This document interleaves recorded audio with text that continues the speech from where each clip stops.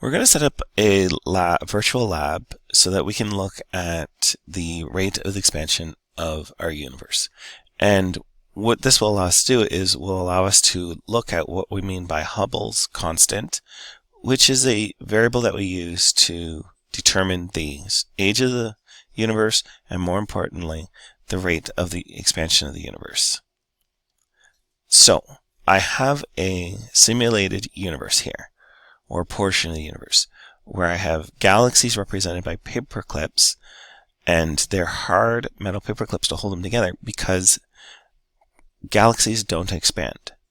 Galaxies are held together by their force of gravity, whereas my distance between the galaxies can change, and so they're represented by an elastic band.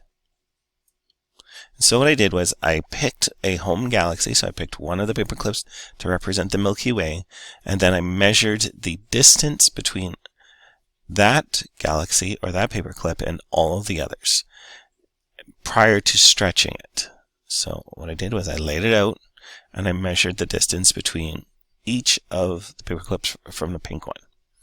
Okay, and so after I had my distances, we recorded them. So this is the distance from the middle of the pink galaxy, which is our home galaxy, to each of the galaxies.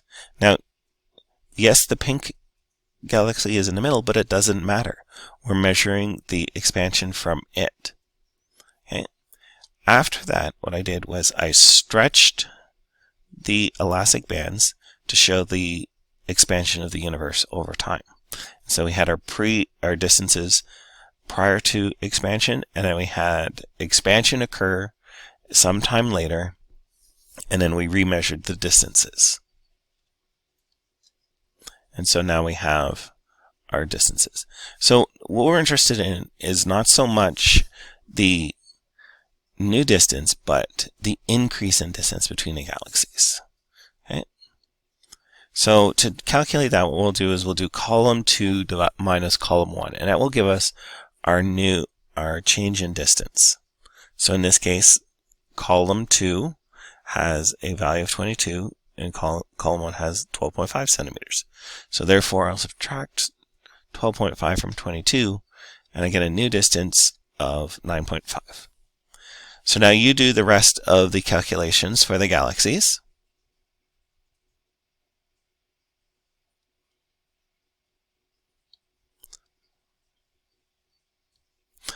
Now that that's done, what you're going to do is you're going to plot a graph.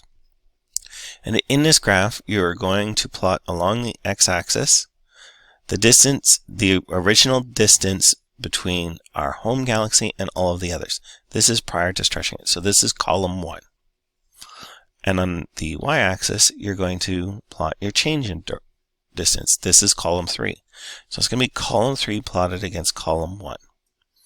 Okay, remember to follow all of the rules of graphing. So you want to put on a proper title and make sure that you label your x and y axes. You want to have an appropriate scale so that all of your points sit on both your x and y axes. You want to plot your points, and then you want to put a line of best fit through it. Okay, so go ahead and do that.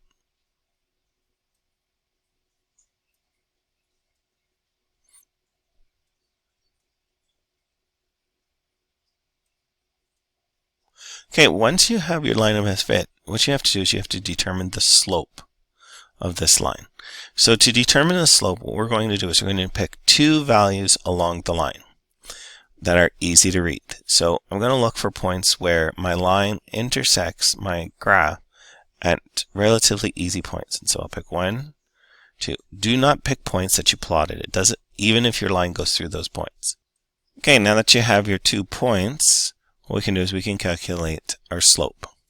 Okay, so we have our 2 points or 2 values, and remember you pick values that are easy to read off your graph, where the graph goes through intercepts on it, and it's very easy to read the values.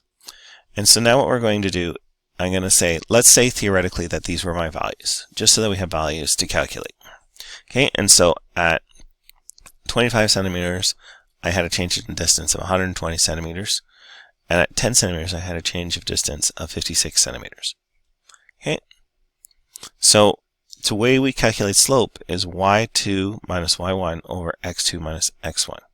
Okay, so y2 minus y1 over x2 minus x1.